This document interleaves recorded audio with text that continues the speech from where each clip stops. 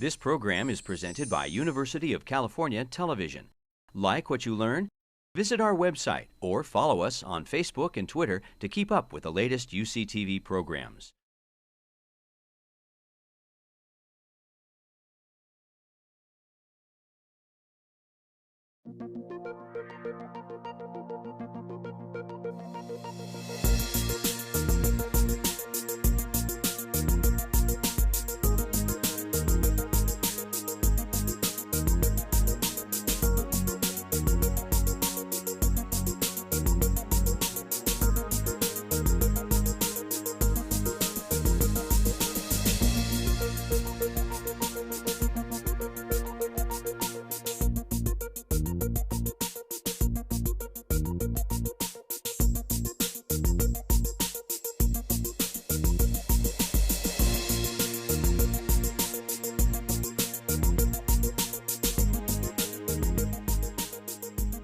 I'm going to tell you tonight a story. And this story dates back about 30 years. This story has a little bit of something for everybody. It has a little bit of biochemistry, a little bit of clinical research, a little bit of public health, a little bit of politics, a little bit of racial innuendo. The only thing it's missing is sex. But we can see what we can do about that too. By the end of the story, I hope I will have debunked the last 30 years of nutrition information in America. And I would very much appreciate it if at the end of the talk you would tell me whether or not I was successful or not. Okay? So, in order to get you in the mood, as it were, let's start with a little quiz. What do the Atkins diet and the Japanese diet have in common? Anybody? Oh, yeah, you have the answers right. Yeah. Never mind. That's right. You have the answer right there. Okay? So the Atkins diet, of course, is all fat, no carb. The Japanese diet's all carb, no fat. They both work. Right? So what do they share in common? They both eliminate the sugar fructose. Okay? So with that, think about what it means to be on a diet and what macronutrients you're eating and which ones you're not. And then we'll go from there, and I'll try to explain how this all works. So, you've all heard about the obesity epidemic. Here are the numbers. These are the NHANES database body mass index. Everybody knows what that is now. Histograms, marching ever rightward as time has gone on. This was what was projected for 2008 in blue. We had so far exceeded and surpassed. This is not even funny. This was from 2003. The reason I show this is not just to show that the obese are getting obeser. Of course, that's true. But in fact, the entire curve has shifted. We all weigh 25 pounds more today than we did 25 years ago, all of us. Now, it is often said that obesity is the ultimate interaction between genetics and environment. And Dr. Christian Weiss, who's sitting in the back of the room, will be talking to you next week about the genetic component, which I am also very interested in. But having said that, our genetic pool did not change in the last 30 years. But boy, oh boy, has our environment sure changed. Okay? So tonight, we're going to talk about the environment rather than genes. Okay? Now, in order to talk about the environment, we need to talk about what is obesity. And of course, you're all familiar with the basic concept of the first law of thermodynamics, which states that the total energy inside a closed system remains constant. Now, in human terms, the standard interpretation of this law is the following. If you eat it, you better burn it, or you're going to store it. Now, who here believes that? Oh, come on, you all do. Okay? I used to believe that.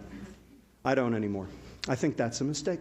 I think that is the biggest mistake, and that is the phenomenon I'm going to try to debunk over the course of the next hour, because I think there's another way to state the law, okay, which is much more relevant and much more to the point. Before I get there, of course, if you believe that, these are the two problems, right? Calories in, calories out. Two behaviors, right? Gluttony and sloth. After all, you see anybody on the street, oh, he's a glutton and a sloth. That's all there is to it. You know, Tommy Thompson said it on the TV show. We just eat too damn much, right?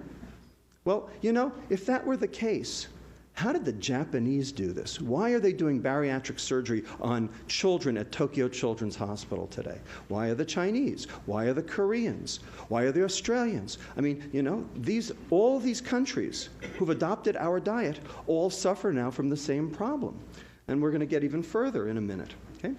There's another way to state this first law, okay? And that is, if you're going to store it, that is biochemical forces that drive energy storage, and we'll talk about what they are in a few minutes, and you expect to burn it, that is normal energy expenditure for normal quality of life, because energy expenditure and quality of life are the same thing. Things that make your energy expenditure go up make you feel good, like ephedrine, it's off the market, coffee for 2 hours, then you need another hit like me. Things that make your energy expenditure go down, like starvation, hypothyroidism, make you feel lousy. Okay? And how many calories you burn and how good you feel are synonymous. So if you're going to store it, that is an obligate weight gain set up by a biochemical process, and you expect to burn it, that is normal energy expenditure for normal quality of life, then you're going to have to eat it. And now all of a sudden, these two behaviors, the gluttony and the sloth, are actually secondary to a biochemical process, which is primary. And that's a different way to think about the process. And it also alleviates the obese person from being the perpetrator, but rather the victim, which is how obese people really feel. Because no one chooses to be obese. Certainly no child chooses to be obese. Oh, you say, oh yeah, sure, I know some adults who don't care. You know, Rossini, the famous composer, you know, La Gazza Ladra, Marriage of Figaro and all that, he retired at age 37 to a lifetime of gastronomic debauchery, okay? Maybe he chose to be obese, okay? But the kids I take care of in obesity clinic do not choose to be obese. In fact, this is the exception that proves the rule. We have an epidemic of obese 6-month-olds. Now, if you want to say that it's all about diet and exercise, then you have to explain this to me. So any hypothesis that you want to proffer that explains the obesity epidemic, you've got to explain this one too. Okay? And this is not just in America, these 6-month-old obese kids, but these are around the world now. All right? So open your minds and let's go and figure out what the real story is. Okay? Now, let's talk about calorie intake, because that's what today is about. We're going to talk about the energy intake side of the equation. Okay? Sure enough, we are all eating more now than we did 20 years ago. Teen boys are eating 275 calories more. American adult males are eating 187 calories more per day. American adult females are eating 335 calories more per day. No question. We're all eating more. Question is, why? How come? Because it's all there? You know what? It was there before. Okay? We're all eating more. There's a system in our body, which you've heard about over the last couple of weeks, called leptin. Everybody heard of leptin? Okay? It's this hormone that comes from your fat cell, tells your brain, you know what? I've had enough. I don't need to eat anymore. I'm done. And I can burn energy properly. Well, you know what? If you're eating 187 or 335 calories more today than you were 20 years ago, your leptin ain't working. Because if it were, you wouldn't be doing it, whether the food was there or not. So there's something wrong with our biochemical negative feedback system that normally controls energy balance. And we have to figure out what caused it and how to reverse it. And that's what tonight is about. But nonetheless, there are 275 calories we have to account for. So where are they? Are they in the fat? No, they're not in the fat. 5 grams, 45 calories out of the 275, nothing. In fact, it's all in the carbohydrate. 57 grams, 228 calories. We're all eating more carbohydrate. Now, you all know back in 1982, the American Heart Association, the American Medical Association, and the U.S. Department of Agriculture admonished us to reduce our total fat consumption from 40 to 30%. Everybody remember that? Okay? That's how Entenmann's fat-free cakes came into being. Remember that? Okay? So what happened? We did it. We've done it.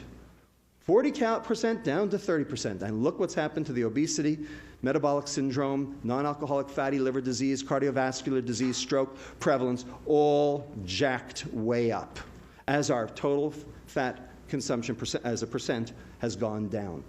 It ain't the fat, people. It ain't the fat. So what is it? Well, it's the carbohydrate. Specifically, which carbohydrate? Well, beverage intake, right? 41% increase in soft drinks, 35% increase in fruit drinks, fruit aids, whatever you want to call them. Okay? Just remember, down here, 1 can of soda a day is 150 calories. Multiply that by 365 days a year, and then divide that by the magic number of 3,500 calories per pound. If you eat or drink 3,500 calories more than you burn, you will gain 1 pound of fat. Okay? That's the first law of thermodynamics. No argument there. That's worth 15.5 pounds of fat per year. 1 soda a day is 15.5 pounds per year. Now, you've all heard that before. That's not news to you. The question is, how come we don't respond? How come leptin doesn't work? How come we can't stay energy stable? That's what we're going to get to. So, I call this slide very specifically the Coca-Cola conspiracy. Anybody here work for Coke? Pepsi? Okay, good. All right, so this over here, 1915, the first standardized bottle of Coca-Cola out of Atlanta. Anybody remember this bottle? Sure, a lot of you do, right? I remember this bottle because my grandfather in Brooklyn took me on Saturday afternoon down to the local soda shop on Avenue M and Ocean Avenue, and every Saturday afternoon I had one of these. I remember it very well. Now, if you drank one of those every day, assuming, of course, that the recipe hasn't changed, because after all, only 2 people in the world know the recipe, and they're not allowed to fly on the plane at the same time, right? You know that, okay? Assuming the recipe hasn't changed, if you drank one of those every day for a year, 6.5 ounces, that would be worth 8 pounds of fat per year, okay? Now, in 1955, after World War II, and sugar became plentiful again and wasn't being rationed, we have the appearance of the 10-ounce bottle, the first one that was found in vending machines, and you probably remember that one as well. Then in 1960, the ever-ubiquitous 12-ounce can, worth 16 pounds of fat per year, and of course today, this over here is the single unit of measure, right, 20 ounces. Anybody know how many servings are in that bottle? 2.5 8-ounce servings, that's right. Anybody know, anybody who gets 2.5 8-ounce servings out of that bottle? That's a single serving, right? Okay, so that would be worth 26 pounds of fat per year if you did that every day. And then, of course, over here we have the 7-Eleven Big K Thirst Buster, Big Gulp, whatever you want to call it. 44 ounces worth 57 pounds of fat per year. And if that wasn't bad enough, my colleague Dr. Dan Hale at the University of Texas San Antonio tells me that down there they got a Texas-sized Big Gulp. 60 ounces of Coca-Cola, a Snickers bar, and a bag of Doritos, all for 99 cents. Okay, so if you did that every day for a year, that would be worth 112 pounds of fat per year. Okay? So why do I call it the Coca-Cola conspiracy? Well, what's in Coke? Caffeine, good, good. So what's caffeine? It's a mild stimulant, right? It's also a diuretic, right? Makes you pee free water. What else is in Coke? We'll get to the sugar in a minute. What else? Salt. Salt. 55 milligrams of sodium per can. It's like drinking a pizza. So what happens if you take on sodium and lose free water? You get thirstier, right? So why is there so much sugar in Coke? To hide the salt. When was the last time you went to a Chinese restaurant and had sweet and sour pork? That's half soy sauce. You wouldn't eat that. Except the sugar plays a trick on your tongue. You can't even tell it's there. Right? Everybody remember New Coke, 1985? More salt, more caffeine. They knew what they were doing. Okay? That's the smoking gun. Okay? They know. They know. All right, so that's why it's the Coca-Cola conspiracy. So, are soft drinks the cause of obesity? Well, it depends on who you ask. If you ask the scientists for the National Soft Drink Association, they'll tell you there's absolutely no association between sugar consumption and obesity. Okay? If you ask my colleague, Dr. David Ludwig, remember, I'm Lustig, he's Ludwig. Okay? He does what I do at Boston Children's Hospital. Someday we're going to open a law firm. Each additional sugared sweetened drink increase over a 19-month follow-up period in kids increased their BMI by this much and their odds-risk ratio for obesity by 60%. Okay? That's a prospective study on soft drinks and obesity. the real deal. If you look at meta-analyses, everybody know what a meta-analysis is? Okay, it's a conglomeration of numerous studies subjected to rigorous statistical analysis. Okay? 88 cross-sectional and longitudinal studies regressing soft drink consumption against energy intake, body weight, milk and calcium intake, adequate nutrition, all showing significant associations, and some of these being longitudinal. This came from Kelly Brownell's group at Yale. Okay? I should comment, disclaimer, those studies that were funded by the beverage industry showed consistently smaller effects than those that were independent. Wonder why. Now, how about the converse? What if you take the soft drinks away? So this was the fizzy drink study from Christchurch, England, James et al., British Medical Journal, where they went into schools and they took the soda machines out. Okay? Just like we did here in California. Okay? We haven't seen the data yet, but they went and did it for a year. So the prevalence of obesity in the intervention school stayed absolutely constant, no change, whereas the prevalence of obesity in the control schools, where nothing changed, continued to rise over the year. Okay, so that's pretty good. So how about type 2 diabetes? Are soft drinks the cause of type 2 diabetes? Well, this study from JAMA in 2004 looked at the relative risk ratio of all soft drinks, cola, fruit punch, and found a very statistically significant trend of sugared soft drinks, fruit aids, etc., causing type 2 diabetes. And you know we've got just as big a problem with type 2 diabetes as we do with obesity for the same reasons. And this was a sugared sweetened beverage against risk for type 2 diabetes in African American women. Looking here at sugared sweetened soft drinks, just the downward arrow shows that there was a significant rise as the number of drinks went up. You can see that here, whereas orange and grapefruit juice, interestingly, did not. Okay? So, two different studies, two different increases in type 2 diabetes relative to soft drink consumption. So what's in soft drinks? Well, in America, it's this stuff, right? High fructose corn syrup. Everybody's heard of it, right? It's been demonized, something awful. So much so that the corn refiners industry has launched a mega campaign to try to absolve high fructose corn syrup of any problems, which we'll talk about in a moment. Okay? But the bottom line is, this is something we were never exposed to before, 1975, and currently we are consuming 63 pounds per person per year, every one of us. 63 pounds of high fructose corn syrup. That's American? That's American, yes. Now, what is high fructose corn syrup? Well, you'll see in a minute. It's 1 glucose, 1 fructose. We'll talk about those at great length.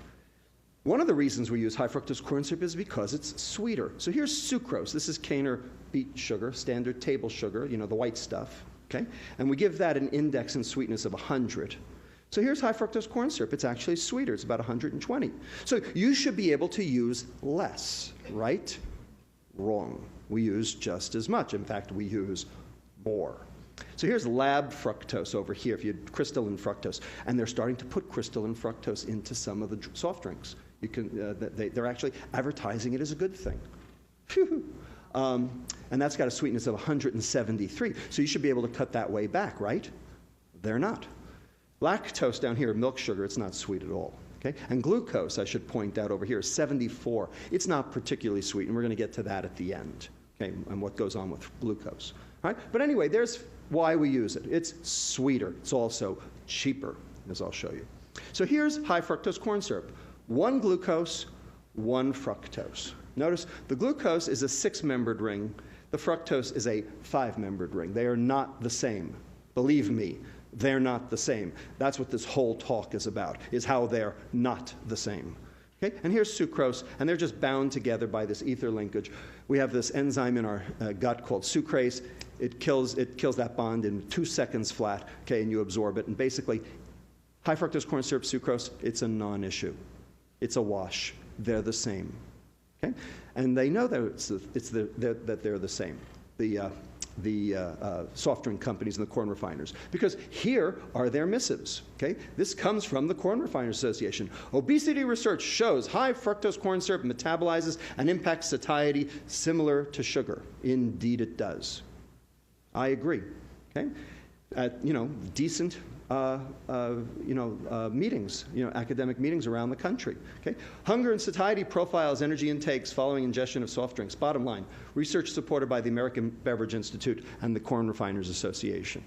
They are correct. There is absolutely no difference between high fructose corn syrup and sucrose. So much so that the Corn Refiners Association, in an attempt to capture market share, came out with this entire ad campaign. You probably saw it on the back page of the New York Times. Okay? It was on TV. It's everywhere. My hairdresser says that sugar is healthier than high fructose corn syrup. Wow, you get your hair done by a doctor? I didn't know I could cut hair. Okay? If you all want to see all of them, there are a whole bunch of them. You can go to www.sweetsurprise.com and see how you're being hoodwinked. Okay? But indeed, this is true. High fructose corn syrup and sucrose are exactly the same. They're both equally bad. Okay? They're both dangerous. They're both poison. Okay? I said it. Poison. My charge before the end of tonight is to demonstrate that fructose is a poison. And I will do it. And you will tell me if I was successful. Nonetheless, here's Center for the Science and the Public Interest and the Corn Refiners Association. Everybody remember last year when Gavin Newsom floated a soda tax? Okay, last February. Okay, Governor Patterson of New York has since floated one, and other people are starting to talk about it. So why are they saying this? Well, they're saying obesity is a problem, kids are drinking soda, let's tax it. Okay, so they're talking about soda like it's empty calories. I'm here to tell you that it goes way beyond empty calories. Okay? The reason why this is a problem is because fructose is a poison. Okay? It's not about the calories. Has nothing to do with the calories. It's a poison by itself. And I'm going to show you that. Nonetheless, I just want to read you this paragraph here, okay, in yellow. We respectfully urge that the proposal be revised as soon as possible to reflect the scientific evidence that demonstrates no material differences in the health effects of high fructose corn syrup and sugar. I agree. Here's the important sentence. The real issue is that excessive consumption of any sugars may lead to health problems. I agree. That's exactly right. Not may. Does. Does. So here's the secular trend in fructose consumption over the past 100 years. Before we had food processing, we used to get our fructose from fruits and vegetables.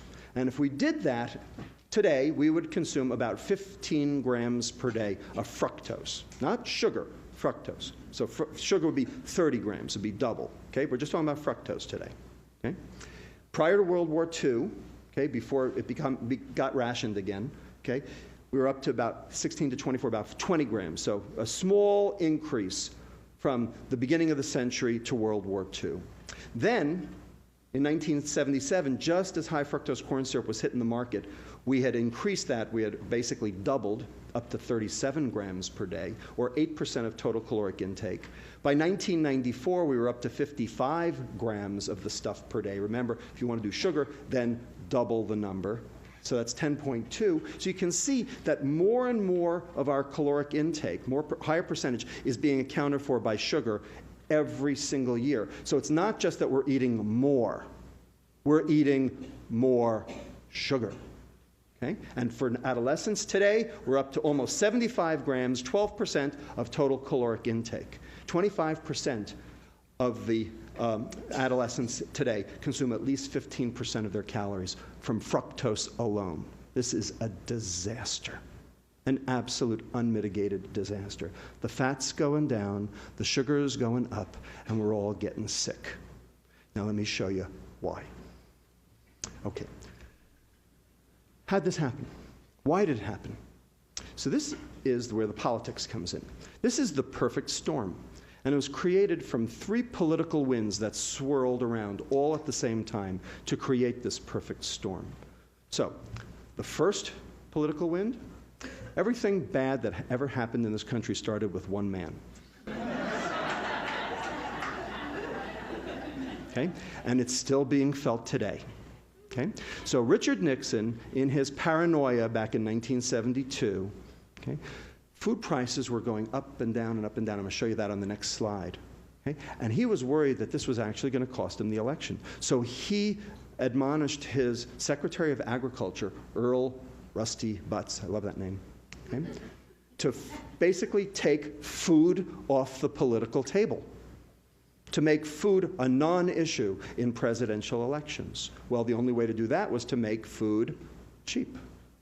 So he was out to find all methods to be able to decrease the price of food. Remember Nixon's war on poverty? We're suffering from it today. Okay? That's what this is. Okay? Second political wind, the advent of high fructose corn syrup. Okay? So this was invented in 1966 at Saga Medical School in Japan by a guy named Takasaki, who's still alive. Okay? As far as I'm concerned, this stuff is Japan's revenge for World War II. Except, of course, that they're suffering from it now themselves. Okay? Like everything, you know, it always comes back to haunt you. Okay? And it was introduced to the American market in 1975. So what do you think happened to the price of sugar when this thing hit the market? Here's what happened. So here's the U.S. Producer Price Index of sugar going up and down and up and down. Okay? This is not good. Okay? Stability is at 100%. If it stays nice and stable at 100%, that's what you want, okay, if you're a politician. Up and down. Here's where corn sweeteners entered the market in 1975, 1980, and you can see that since then, the price of sugar has remained remarkably constant. And it did so not just in the US, but also on the international stage. Here's the London price doing the same thing. And when you look at the difference in price between sugar and high fructose corn syrup, you can see that high fructose corn syrup is about half the price. Okay? So in other words, it's cheap. So high fructose corn syrup is evil, but it's not evil because it's metabolically evil. It's evil because it's economically evil, because it's so cheap that it's found its way into everything. It's found its way into hamburger buns, pretzels, barbecue sauce, and ketchup. Okay? Almost everything. Okay? Somebody emailed me the other day and told me they went into their local grocery store and went through every single loaf of bread on the shelf. And out of 32 types of bread on the shelf, only one of them did not have high fructose corn syrup in it. Okay? So we are being poisoned by this stuff, and it's been added surreptitiously to all of our food, every processed food. Okay? And the question is, why? Well, you'll see why in a minute. Okay? So the corn refiners like to point out, well, it's just been a substitution. Okay? As the high fructose corn syrup's gone up, the sugar's gone down. We're just replacing, like gram for gram. Well, not exactly, because here's 73 pounds of sugar per year. This is from the Economic Research Service of the U.S. Department of Agriculture. Okay? So disappearance data. Okay? 73 pounds up to 95 pounds by 2000. Okay? And there's something missing from this slide. Anybody want to tell me what it is? What's missing? Juice. Juice is missing, because juice is sucrose, right? Sugar. And juice causes obesity. Okay? So this is a study done by Miles Faith, a prospective study in inner-city Harlem toddlers.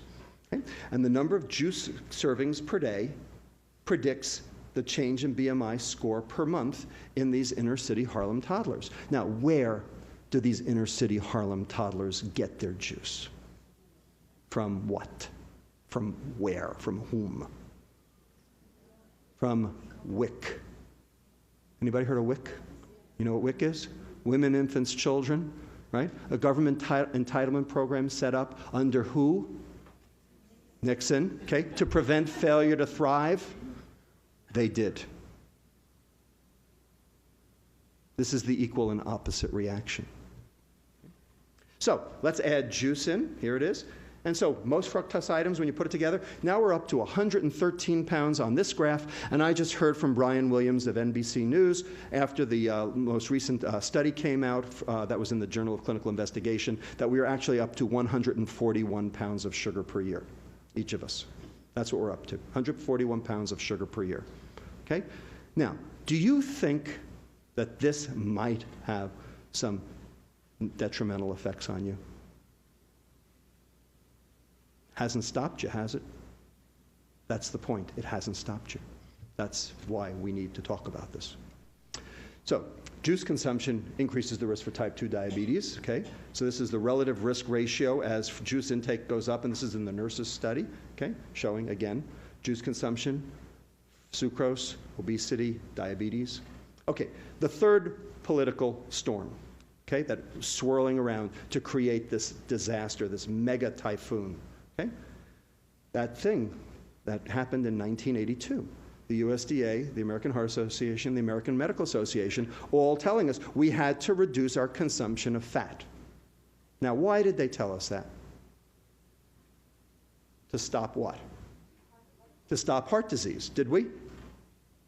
No, we didn't, did we? Okay? In fact, it's worked the exact opposite. We've only created more. Okay? So now, how did this come to be? Why did they tell us to stop eating fat? Well, in the early 1970s, we discovered something in our blood called LDL, low-density lipoproteins. You've heard of that, right? Is it good or bad?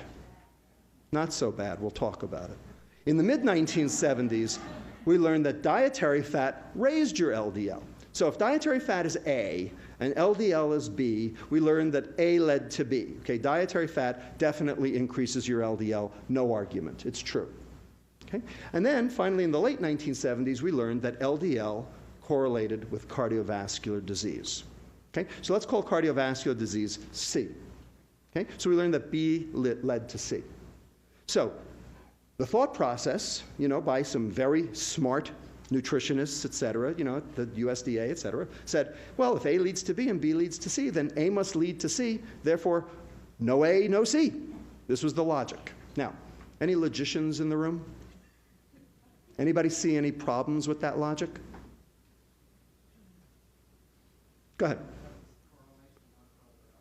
That's right, the premise is incorrect. And I'll tell you why the premise is incorrect. Because this suggests that this is all transitive, but in fact, only the contrapositive is transitive. So it's not no A, no C, it's no C, no A. Okay? So the logic isn't even right. There's faulty logic here. Okay? So this doesn't work on any level. All right? So I'm going to show you why this doesn't work. And here's what, but before I show you why it doesn't work, I'm going to show you that this was a battle royal back in the 1970s. Okay? This was not a simple thing. There were people lined up on both sides of this story. Okay? So this over here is a book, 1972 it came out, and it was called Pure, White, and Deadly. It's all about sugar. Okay? Written by a British physiologist, nutritionist, endocrinologist by the name of John Yudkin. Now, I never knew John Yudkin. He's passed away. Okay? But I read this book about a year ago, and without even knowing it, I was a Yudkin acolyte. I was a Yudkin disciple. Every single thing that this man said in 1972 is the God's honest truth. And if you want to read a true prophecy, you find this book. It's not easy to find, but you go find this book, and I'm telling you, every single thing this guy said has come to pass. It's astounding. I am in awe of this guy. But on the other side, we had this guy over here. Okay? His name was Ansel Keys. Anybody heard of him?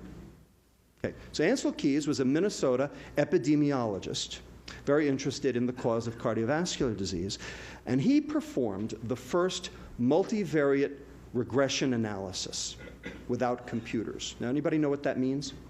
Multivariate regression analysis? Okay, so this is where you take a whole lot of data, okay, and normally you would just, run a few computer programs, but basically the object is to try to figure out what causes what, and to try to factor out other things and determine what the contribution of various things all at once are to an outcome that you're looking for.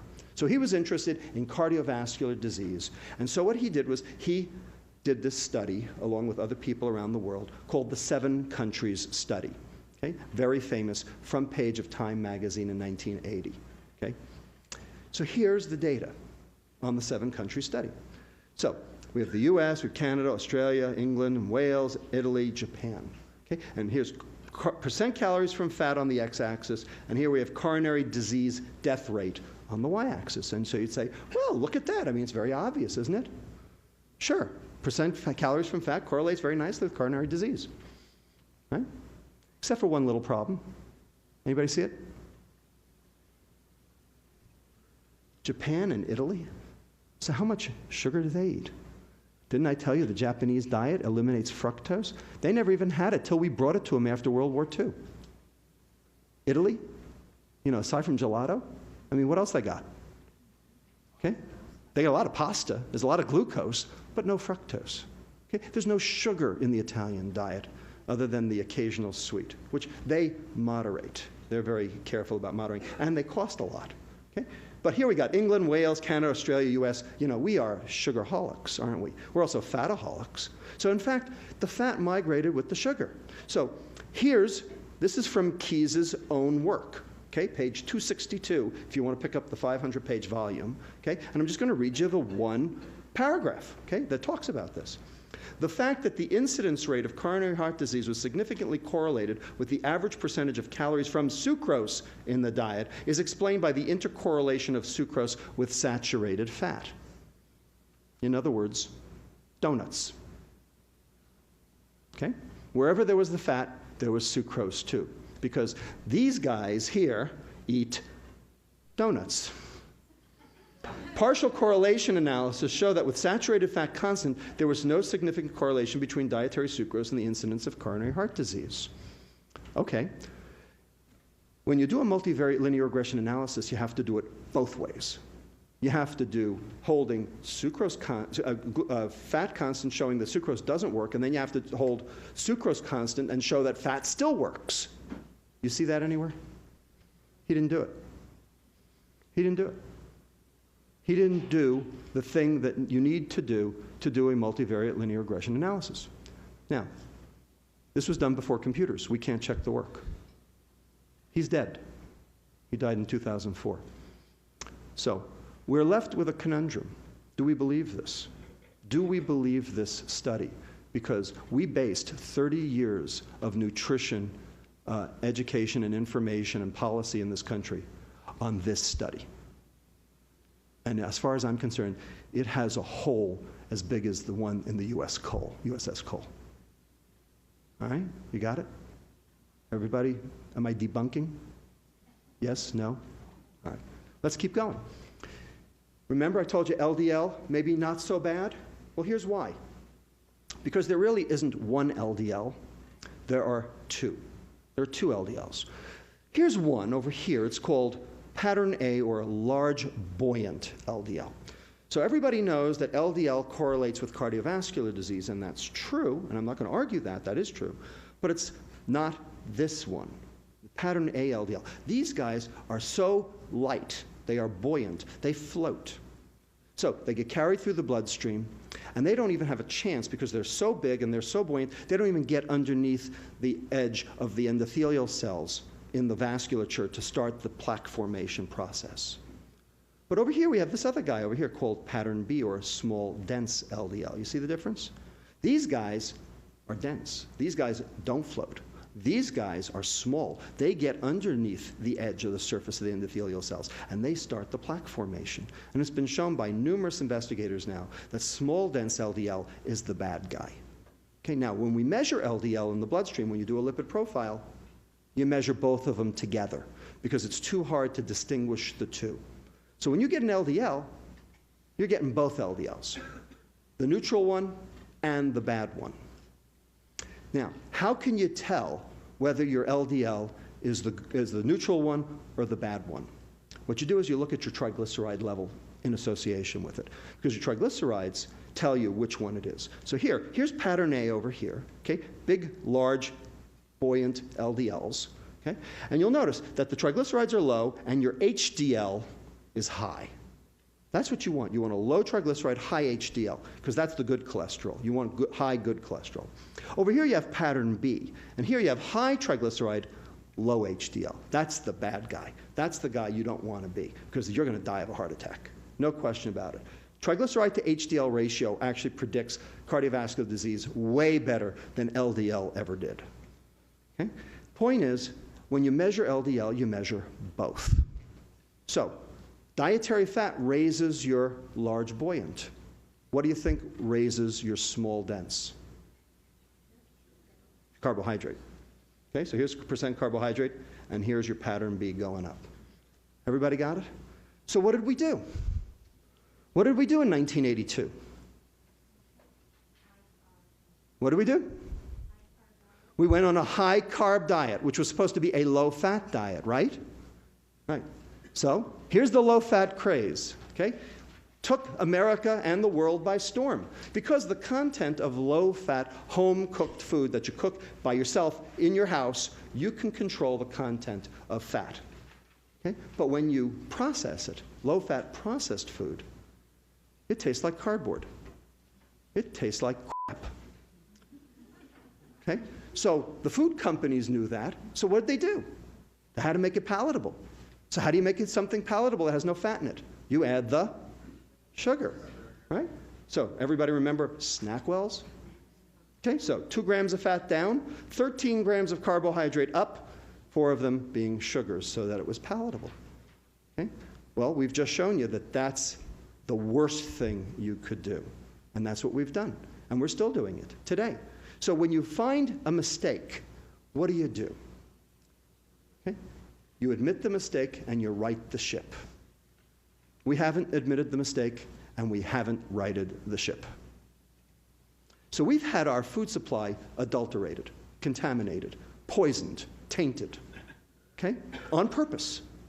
And we've allowed it, and we've let it through the addition of fructose for palatability, especially because of the decreased fat, and also as a ostensibly browning agent, which actually has its own issues, because why it browns so well with the sugar in it actually is what's going on in your arteries, because that's causing what we call protein glycation and cross-linking, which is actually contributing to atherosclerosis. So it works on your steak on the grill, it works in your arteries the same way. Okay? And removal of fiber also. Now, why did we remove fiber from our diet? We as human beings walking the earth 50,000 years ago used to consume 100 to 300 grams of fiber per day. We now consume 12. Why? What did we do? We took the fiber out. So why did we take the fiber out? Well, it takes too long to cook, takes too long to eat, and shelf life. Okay? So people ask me, what's the definition of fast food? Fiberless food. Okay? I dare you, other than a salad, I dare you to go to any fast food restaurant and find anything on their menu that they actually have to cook that has more than 1 gram of fiber in it, because there isn't any. And that's on purpose, because they take the fiber out, because that way they can freeze it, ship it around the world, and cook it up fast. And not only is it fast cooking, but it's fast eaten, which also causes its own satiety issues. Bottom line, we have a typhoon on our hands. Okay? And then finally, the last issue was the substitution of trans fats, which are clearly a disaster. But those have been going down because we know that those are a problem. So we've actually gotten rid of most trans fats. Not completely, but most. Okay? So this is it. This is what we've done over the last 30 years. Okay, now to the biochemistry. Okay? Now, how many of you here have taken biochemistry? About 25%. I am going to show you a lot of reactions in excruciating detail. If you've studied biochemistry, you will have an anaphylactic reaction. If you haven't studied biochemistry, you will fall asleep. So what I'm going to suggest that you all do is just let me do my thing to show you that at least it works, and just count the arrows. Okay? You can do that, right? Can you count the arrows? It's not like counting sheep. Okay? You can count the arrows, and just stick with me, okay? Just let me do my thing, and let me show you why fructose is not glucose. Okay? Because what the liver does to fructose is really unique. And you've got to understand it to understand everything I've just told you. Okay? So number one, fructose is 7 times more likely than glucose to do that browning reaction, the advanced glycosylation end products. The thing that happens on your grill happens in your arteries for the same reason. Okay? You can actually see the color too, color change too.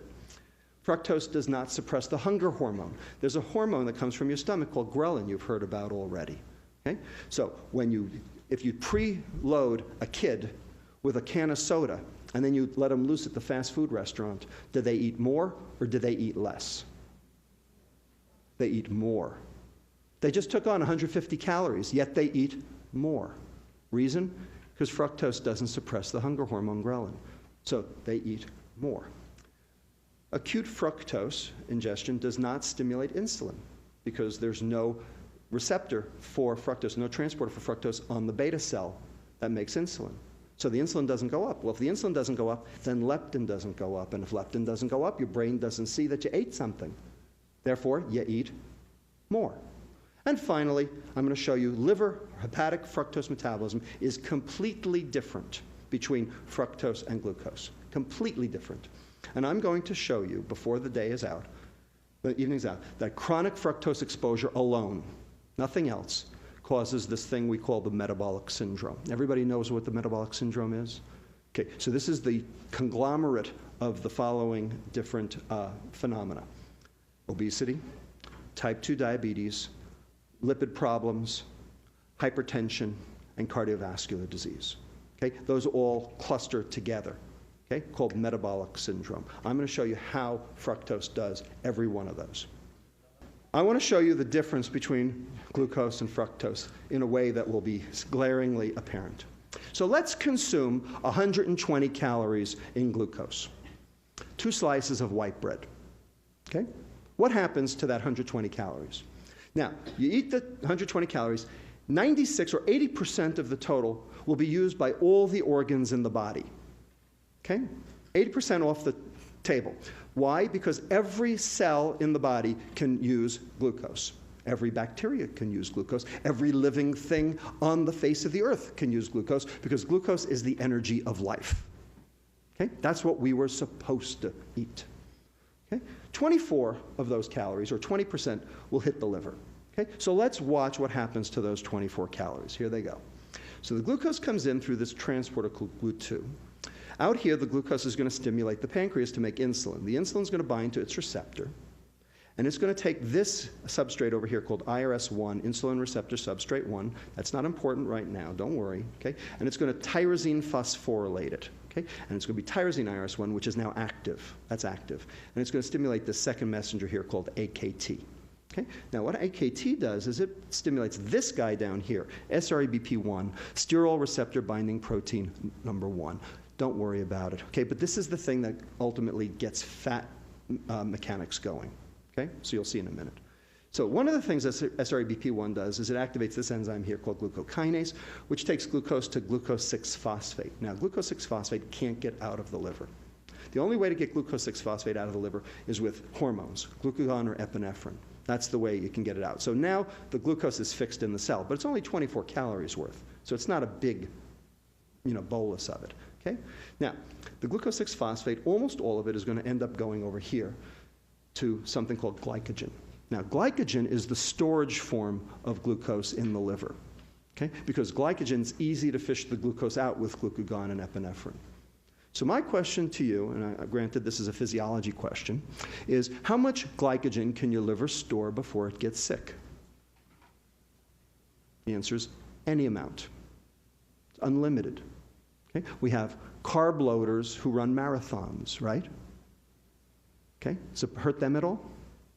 We have kids with a disease where they can't get the glucose out of the glycogen called glycogen storage disease type 1A, or von Gierke's disease. They got livers down to their knees, they're so big. They're hypoglycemic like all get out because they can't lift the glucose out of their liver. Okay? But they don't go into liver failure, because glycogen is a non-toxic storage form of glucose in the liver. So the whole goal of glucose is to replete your glycogen. So this is good. This is not bad. This is good. Now, a little of that glucose is going to fall down here. It's going to get metabolized down to this stuff here called pyruvate. And the pyruvate is going to enter your mitochondria over here. Remember, your mitochondria are the parts of your cell that actually burn the energy. They're your little factories. Okay? They make the stuff that lets you live. Okay, called ATP, adenosine triphosphate. That's the energy of life right there. Okay, so the pyruvate comes in, gets converted to something called acetyl-CoA, gets metabolized by this thing called the Krebs cycle, TCA cycle, and you throw off ATP and carbon dioxide, which you breathe off. So far, so good? Have I snowed anybody yet? You're with me? I snowed one guy back there. Okay, I'm doing my best. I swear to God, I'm doing my best. Anyway, so this stuff over here, this acetyl-CoA, gets burned off in the TCA cycle. Now, maybe you won't burn all of it off, and so some of it may exit as citrate, okay? And the citrate then leaves the mitochondria through a process known as the citrate shuttle, and then that citrate can then be broken down by these 3 enzymes, which are all subservient to this SREBP1. This is ATP citrate lyase, acetyl-CoA carboxylase, fatty acid synthase. They're not important. The only thing to know is these 3 enzymes together turn sugar into fat. Okay? This is called de novo, meaning new, lipogenesis, fat making. Okay? This is de novo lipogenesis. So you take the citrate, which came from the glucose, okay, and you end up with something called acyl-CoA, which then gets packaged with this protein here, and you end up with something called VLDL, very low density lipoprotein. Now, anybody heard of that before? Is it good or bad? It's bad. That's bad. Okay? VLDL is bad because that's one of the things that causes heart disease. It's also a substrate for obesity. Okay? So you don't want to make much of this. Okay? But the point is, you started with 24 calories, maybe a half a calorie will end up as VLDL. So that little Japanese guy with the little hat, working out in the field, eating rice for the next, 90 years, can he die of a heart attack at age 90? Sure. Okay? But that's not so bad. Okay? If you make it to 90, you're doing all right. Okay? Because of that VLDL coming from glucose. Okay? Glucose made a little bitty VLDL. Okay? And that serves as a substrate for adipose deposition into your fat cell here, triglyceride. In addition, because the insulin went up in response to the glucose, your brain sees that signal, and it knows that that is supposed to shut off further eating. Okay? In other words, hey, I'm busy metabolizing my breakfast. I don't need lunch. Okay? And so you have a nice negative feedback loop between glucose consumption, the liver, the pancreas, and the brain to keep you in normal negative yin-yang energy balance. This is good. This is not dangerous. This is what's supposed to happen. All right, so now let's talk about a different carbohydrate. Let's talk about my favorite carbohydrate, maybe yours too. Okay? Ethanol. Ethanol is a carbohydrate, isn't it? Here's the structure. Carbon, hydrogen, oxygen. It's a carbohydrate. But we all know that ethanol is a toxin, right? A poison, right? You can wrap your Lamborghini around a tree, or you can fry your liver. Your choice. Depends on how much you drink and how often, right? Okay. So we know that ethanol is not good for you. Except, of course, a little bit is good for you, right? So we can talk about that too later if you want. Okay? But let's talk about how it's bad for you. So here's acute ethanol exposure. Okay? CNS depression, vasodilatation, hypothermia, tachycardia, myocardial depression, pupillary responses, respiratory depression, diuresis, hypoglycemia, loss of fine motor control. You all went to college. Here's fructose. Nothing. Doesn't do any of those because the brain doesn't metabolize fructose. Okay? Alcohol gets metabolized in the brain to cause all of those things, but fructose doesn't. Okay? So fructose is not an acute toxin. Ethanol is. We control ethanol, don't we? Okay? We have something called the Bureau of Alcohol, Tobacco, and Firearms, right? We have all sorts of things. We tax ethanol. We do all sorts of things to limit consumption of ethanol. Okay? The Nordic countries, okay, all the liquor stores are state-run in an attempt to try to set the price of ethanol high enough so as to discourage consumption for public health reasons. We have 1,500 years of alcohol control policy in this world to draw on in terms of how to limit consumption. Got it? Okay? Because ethanol is a toxin and we know it. So let's consume 120 calories in ethanol. Shot of Maker's Mark. Anybody taste it? Yeah, good. Okay. So, 24 calories right off the top. Okay, the stomach and the intestine have something called the first pass effect. So 10% off the top, and kidney, muscle, and brain will consume the other 10%. So there goes 20% or 24 calories right off the top. 96 calories of the 120 are going to hit the liver. Now, how many was it for glucose? It was 24. Okay, so 4 times the substrate is going to hit the liver. And there's the rub. Okay, this is a volume issue. Okay, we're going to show you how. So the ethanol comes in, passive diffusion, there's no receptor for it, no transporter. First thing that happens is ethanol gets converted to this guy over here called acetaldehyde. Okay, anybody know anything about aldehydes? Like formaldehyde? Right? Are aldehydes good for you or bad for you? They're bad, right? Because what do? They can cause cancer. They cross-link proteins is what they do, okay? So if you cross-link enough proteins in your liver, what do you think happens to it? You get something called cirrhosis. Right, exactly, all right? So this guy over here is bad. Okay? And it generates something called reactive oxygen species. And reactive oxygen species damage proteins in the liver. And the more alcohol you drink, the more of this stuff you get. So far, so good? Okay, so this is one of the reasons why alcohol is bad. Now, the acetaldehyde will come down here to something called acetate. Okay, the acetate will enter the mitochondria, just like the pyruvate did before. Will get converted to acetyl-CoA and participate in the TCA cycle, just like before. Okay, to generate energy, so that alcoholics don't die from lack of energy. They got energy. It's everything else they don't have. Okay, they're going to have a whole lot of citrate, right? Because they have 96 calories that have to get metabolized. How many calories made it to the mitochondria with glucose? About a half, right? Because most of it went to glycogen. Okay? So we've got a big citrate, so it's in big font to show you that we've talked about big citrate now. Okay? And so the big citrate is going to get metabolized all the way to VLDL by this SRBP1. And so you're going to get a lot of VLDL. And this is the dyslipidemia of alcoholism right here. Okay? Everybody see that? So the liver's going to try to export this VLDL out so that it doesn't get sick, because when fat builds up in the liver, that's not good for it. Okay? Some of it's going to exit as free fatty acids, and those free fatty acids will take up residence in the muscle, and you get something called muscle insulin resistance. So insulin resistance, that's a bad thing. That makes your muscles and your liver not work so well, okay? And can cause all sorts of other problems like diabetes. Some of the acyl-CoA won't even make it out and will precipitate as a lipid droplet. So there's your alcoholic steatohepatitis. This acyl-CoA and this ethanol and these reactive oxygen species can start this enzyme activated. Okay, it's called C-Jun N-terminal kinase 1, or JUNK1, and it really is JUNK1 because it is the bridge between metabolism and inflammation. So when you generate JUNK1, you do bad things to your liver, which I will show you when we talk about fructose. So let's talk about fructose. Okay? Fructose is sweet. We like it a lot. Okay? We like it in everything. We like it in our bread. We like it in our pretzels. We like it everywhere we look. Okay? So let's consume 120 calories in sucrose, a glass of orange juice. Everybody got it? So 2 slices of white bread, a shot of Maker's Mark, a glass of orange juice.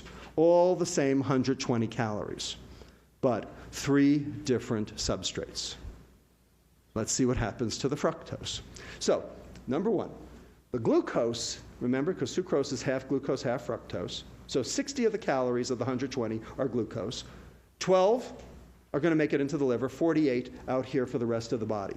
Okay, the same 20-80 split we had before with glucose. So far, so good. But all 60 calories of fructose are going to be metabolized by the liver. Why? Because only the liver can metabolize fructose. So what do we call it, where when you take in a compound that's foreign to your body, and only the liver can metabolize it, and in the process generates various problems? What do we call that? We call that a poison. So let me show you how it's a poison.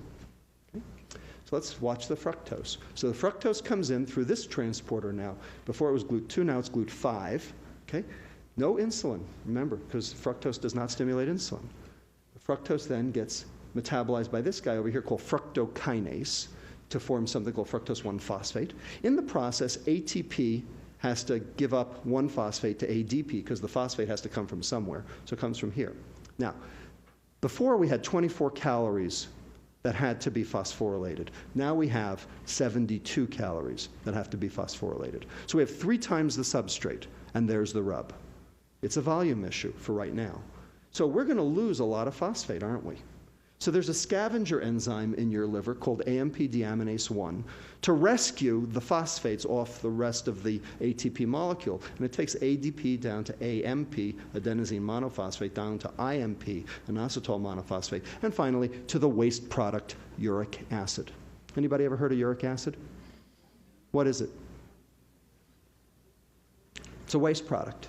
It goes out in your urine. Causes what disease? Gout, right. Okay? It also causes another disease called hypertension. Okay, let me show you how.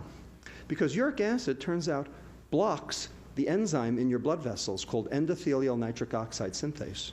And that's the enzyme that makes this stuff called nitric oxide, NO. And that is your endogenous blood pressure lowerer. That keeps your blood pressure low. So when you can't make it, your blood pressure goes up.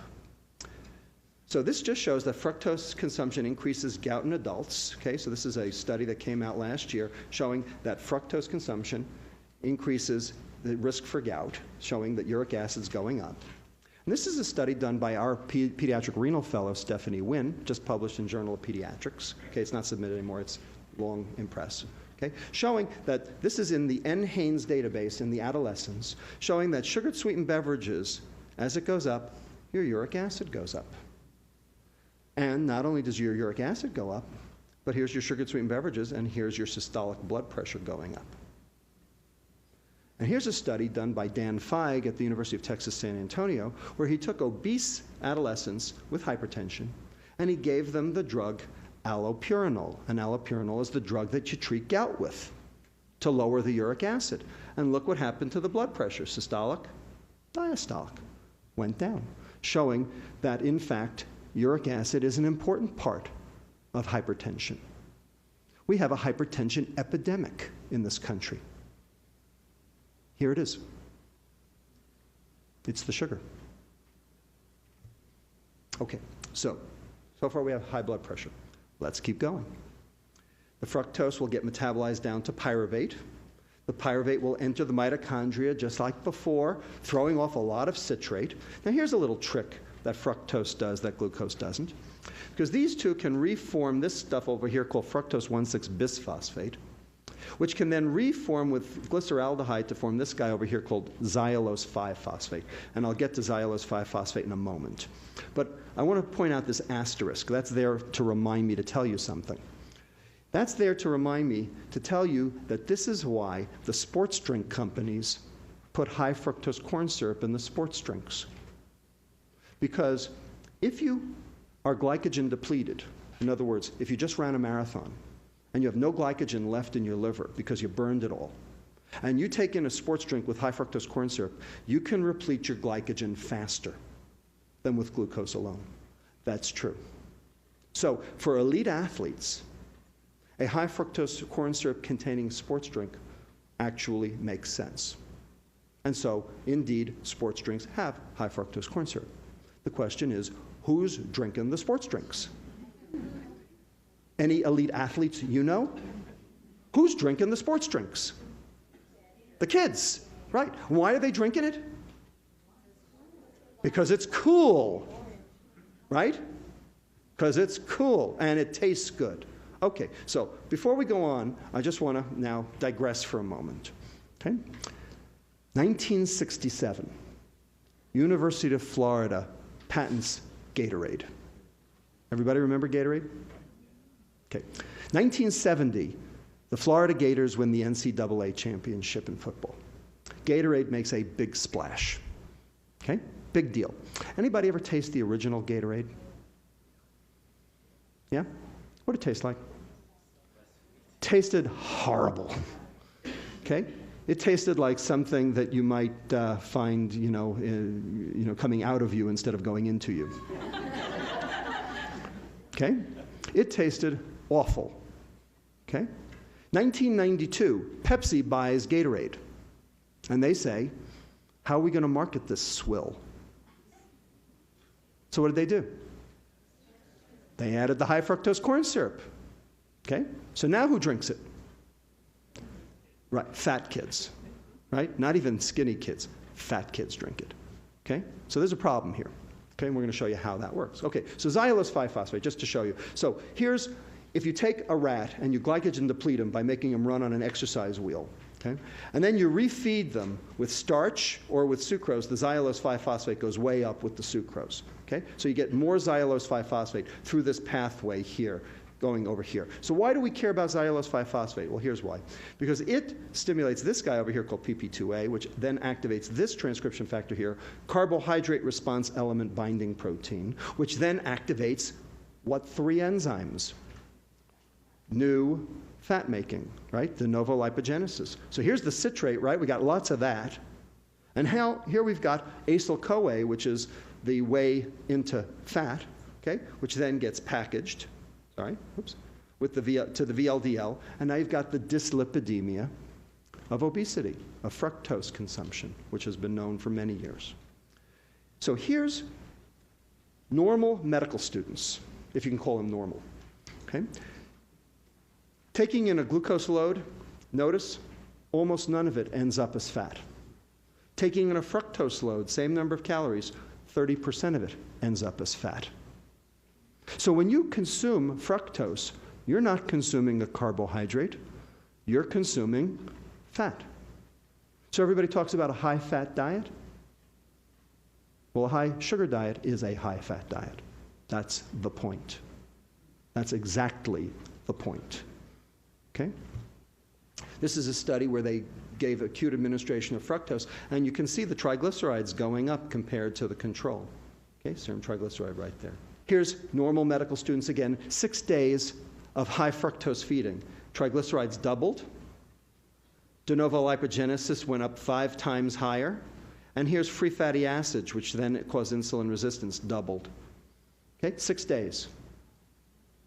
So here's the dyslipidemia of fructose consumption. We're not done. Some of the fat won't make it out of the liver, just like with ethanol, and now you've got a lipid droplet, so now you've got this non-alcoholic steatohepatitis. So this is work that we did in our clinic, okay, looking at sugar-sweetened beverage consumption against the liver enzyme marker ALT, alanine aminotransferase, which tells you about fatty liver. And sure enough, here's sugar-sweetened beverages against ALT, and you can see a nice linear relationship in Caucasians. African Americans, it's a different relationship, and that's a whole nother story all by itself. Okay? So there's the lipid droplet of non-alcoholic steatohepatitis. Some of it will come out as free fatty acids and populate the muscle. We'll also tell the insulin to go up higher. Remember that JUNK1? So here's what JUNK1 does. So the acyl-CoA and the fructose can all activate JUNK1. And what JUNK1 does is, remember when we used glucose, this IRS became tyrosine IRS1, and that was good? Remember that? Well, JUNK1, what it does is it serine phosphorylates IRS1. And serine IRS1 is inactive. So now the insulin can't even do its job in the liver. So now you have liver insulin resistance as well.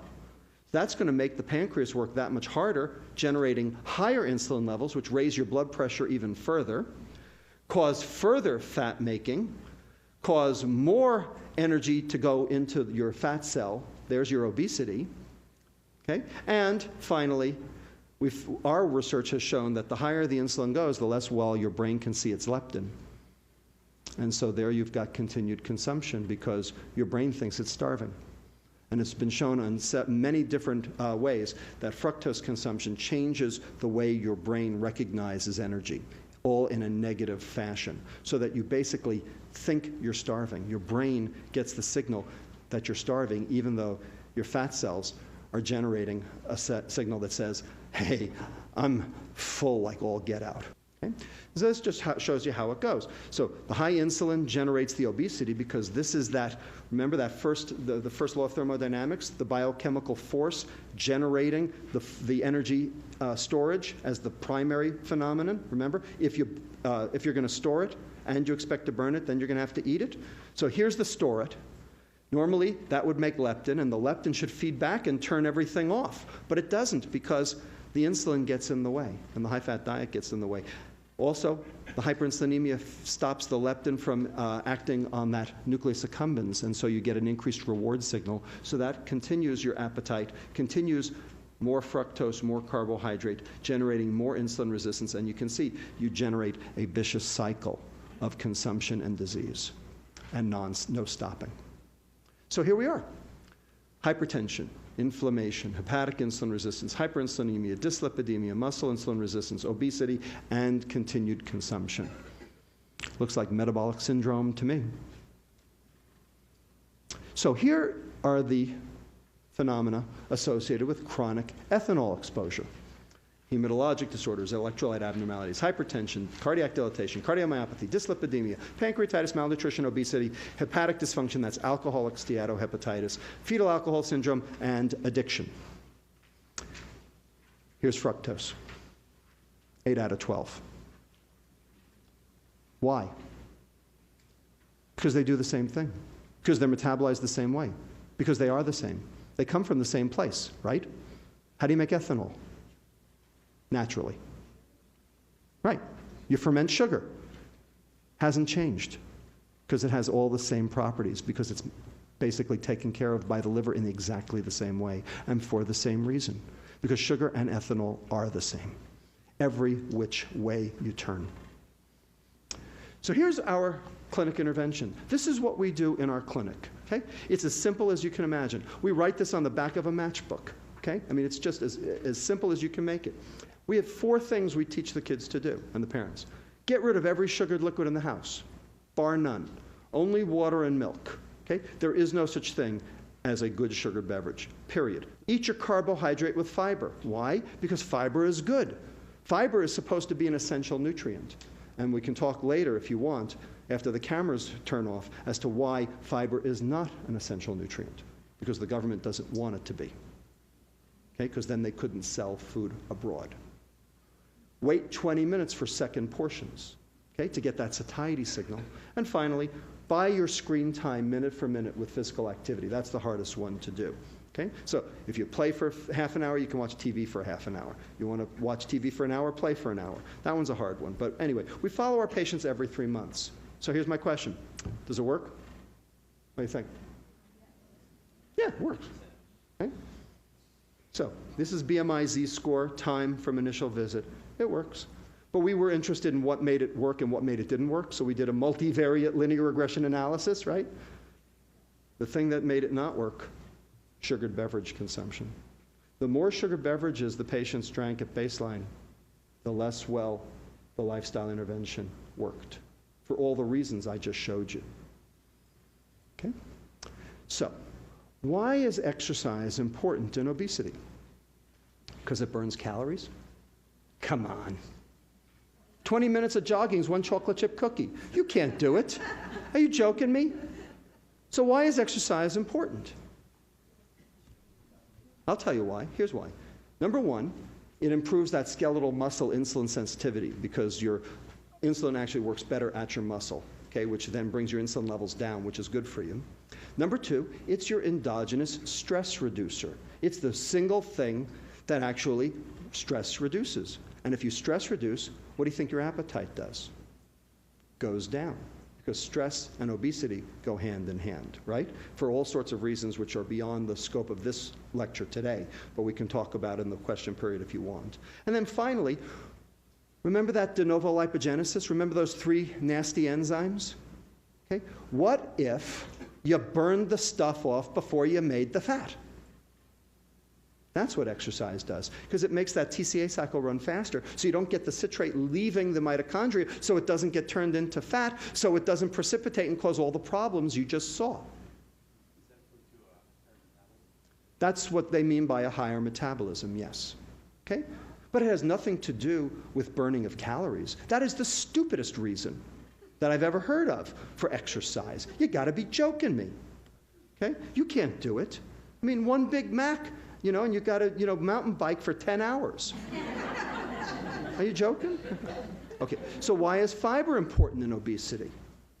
So this is my motto in clinic. When God made the poison, he packaged it with the antidote. Okay? Because fructose is a poison. I think I've hopefully shown you that. Okay? But wherever there's fructose in nature, there's way more fiber. Do you ever see a piece of sugar cane? It's a stick. Right? You can't even chew the damn thing, right? You got to suck the stuff out like that, right? I mean, how many calories do you think you're going to get out of a piece of sugar cane? Okay? They actually did studies on the sugar plantations back in the early 1900s. Okay? All of the workers were healthy and lived longer than the sugar executives who got the processed product. How about that? Wonder why. Okay? So, eat your carbohydrate with fiber. That's why we say that. That includes sugar. That's why fruit's okay. Because number 1, it limits how much fructose you're going to take in. And number 2, it gives you an essential nutrient, which you needed in the first place. And you get some micronutrients along with it so that you actually can, your liver works healthier. So here's what fiber does. Number 1, it reduces the rate of intestinal carbohydrate absorption. Okay? Now, sometimes that's bad. I'll tell you when that's bad. Okay? You know when that's bad? That's bad when you're at a formal function. Because what happens if you reduce the rate of carbohydrate absorption in your gut? The bacteria get to it. Okay? So as far as I'm concerned, in life, you've got two choices. It's either fat or fart. It increases the speed of transit of the intestinal contents to the ileum. Okay? And that raises this hormone over here called PYY, which goes to your brain and tells you the meal's over. That's your satiety signal. So when you add fiber to your diet, you actually get your satiety signal sooner because the food moves through faster. And then finally, it also inhibits the absorption of some free fatty acids all the way to the colon, and then those get chopped up into little itty-bitty fragments called short-chain fatty acids, and those actually suppress insulin as opposed to long-chain fatty acids, which stimulate insulin. So there are a whole bunch of reasons why fiber is good. Anybody ever heard of the Paleolithic diet? Okay? Go home and read up on it on the internet. Okay? The Paleolithic diet. Basically, if you eat everything as it came out of the ground raw, okay, with no cooking, okay, you would cure diabetes on a dime. Okay? It takes about a week. Okay? Because you're getting that 100 to 300 grams of fiber I mentioned before. That's why. Because fiber is good for you. Okay? And the more the better. Type 2, right, type 2, not type 1. Type 1. I stand corrected, type 2. Okay? Okay. Now, for some fun. Okay, that's the end of the biochemistry. Whew. How'd I do? I told you I'd get you through it. Okay, so now comes the fun part, okay? The racial innuendos and the, all the political stuff, okay? The fructosification of America and, of course, the world. Ready? Another quiz. Can you name the 7 foodstuffs at McDonald's that don't have high fructose corn syrup or sucrose? No, mustard has it. Oh, come on, the big one. French fries. But they have salt, starch, and fat, so they're not so good either. Okay, what else? We'll get to coffee. Hash browns, for the same reason, right? Salt, starch, and fat. Okay, what else? Chicken McNuggets. I was shocked. No sucrose or high fructose corn syrup in chicken McNuggets. But as the circuit court judge in New York called them, they are still a McFrankenstein creation. Okay, but nonetheless, no sucrose. I was really shocked. Sausage. Oh, they're terrible. They're just disastrous. But I mean, there's nothing good in them at all. But there's no fructose. Sausage. Diet Coke. Coffee, if you don't add the sugar, and iced tea, if you don't add the sugar. By the way, the chicken McNuggets have, we have a disclaimer, because no one eats the chicken McNuggets without the dipping sauce. And there's a whole bunch of high fructose corn syrup in the dipping sauce, right? Okay, good. All right. So who's really drinking this? We talked about this before. Gatorade AM. So this is an attempt by Pepsi to capture market share on the juice market, right? Do you think there are any elite athletes who actually drink this stuff? You got to be kidding me. Okay, this is for kids, right? So this really blew my socks off. This was my daughter when she was in 2nd grade 2 years ago, Miriam Lustig, okay? Brought these 2 cartons of milk home for me and said, Dad, you're not going to believe this, okay? 2nd grade, okay? So here's the calories in Berkeley Farms 1% low-fat milk, 130 calories, 15 of them are sugars because it's lactose, right, which is okay. And here's Berkeley Farms 1% chocolate milk, 190 calories, 29 grams of sugar, all high fructose corn syrup. Okay? It's like a glass of milk plus a half a glass of orange juice. Okay? And that's what we're giving to our kids. And you know what the nutrition department at the SFUSD says? Well, we have to get our kids to drink milk somehow. Now, is that brilliant or what? I don't know. Now, what about WIC? Okay? So we talked about the 112 pounds of orange juice that the kid down in Salinas was drinking. What about WIC? So remember what we started with? We have an epidemic of obese 6-month-olds. Remember? So could this be the reason? So here's a can of formula. 43.2% corn syrup solids, 10.3% sugar. It's a baby milkshake. Soda, Coca-Cola, is 10.5% sucrose. Formula is 10.3% sucrose. Any difference?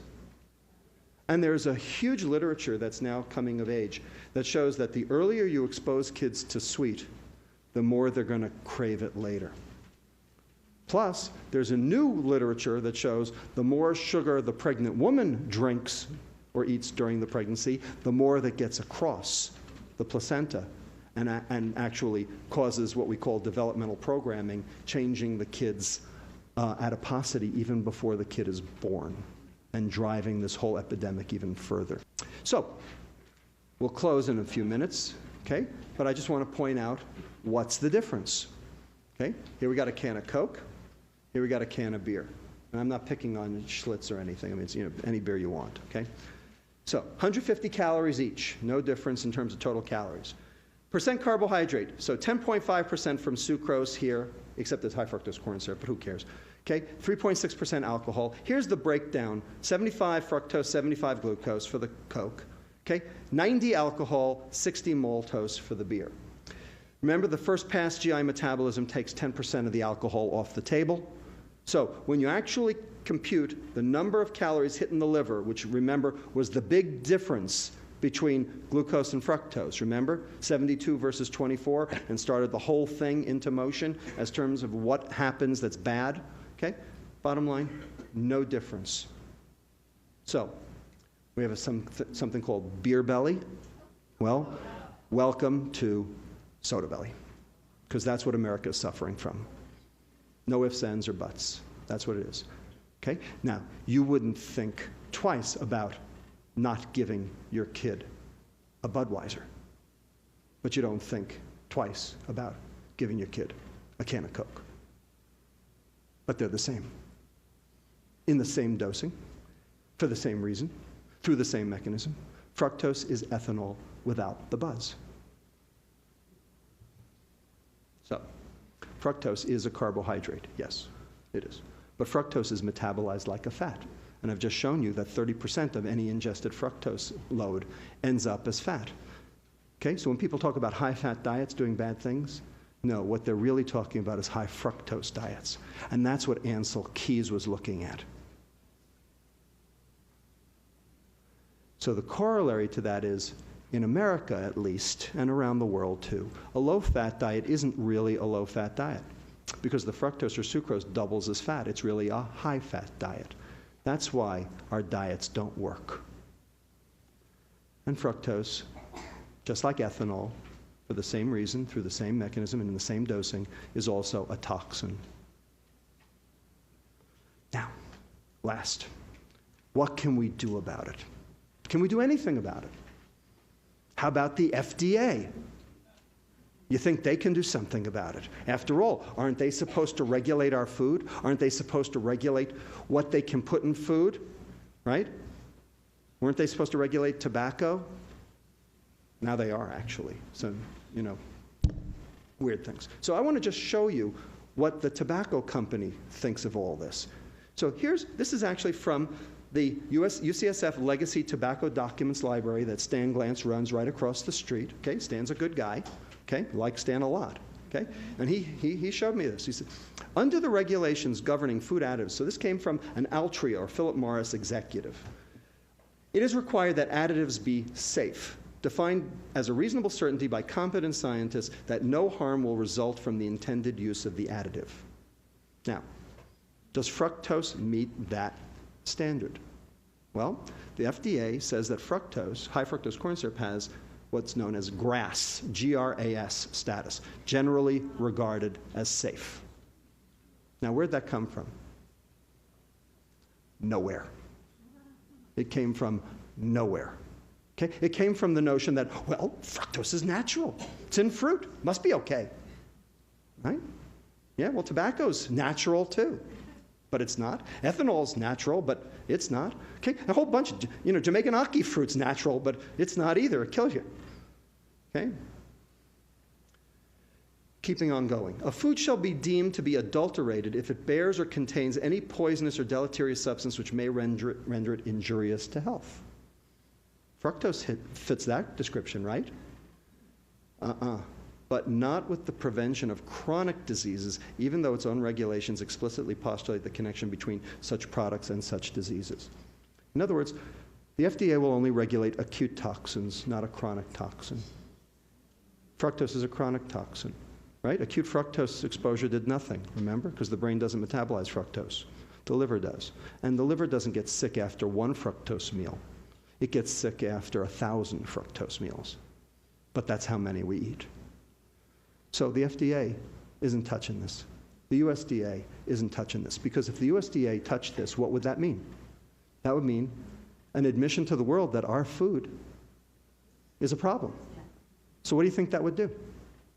There are 3 things in this country that we can still sell overseas: weapons, entertainment, and food.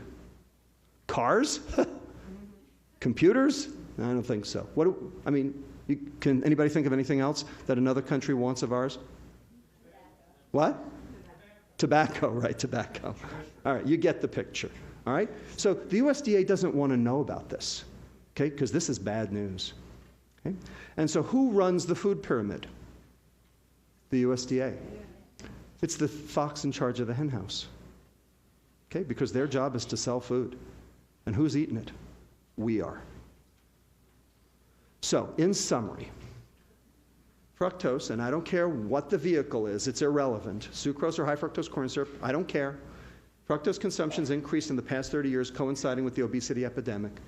A calorie is not a calorie, okay? And the dietitians in this country are actually perpetrating this on us. Because the more you think a calorie is a calorie, the more you think, well, then if you ate less and exercised more, it would work. It doesn't. All of the studies show it doesn't work. Here's why it doesn't work: because a calorie is not a calorie. Fructose is not glucose. We know a calorie is not a calorie because there are good fats and bad fats. There's good protein and bad protein. Okay, there's good carbohydrate and bad carbohydrate. And glucose is good carbohydrate. Glucose is the energy of life.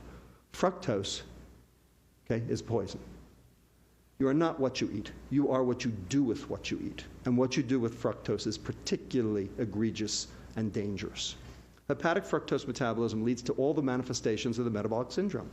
Hypertension through that uric acid pathway, de novo lipogenesis, dyslipidemia, hepatic steatosis through that DNL pathway, those 3 enzymes, the new fat-making pathway, inflammation through JNK1, hepatic insulin resistance because of the serine phosphorylation of IRS1, obesity because of the VLDL transport to the adipocyte, and leptin resistance promoting continuous consumption, basically starving your brain, making you think you need more.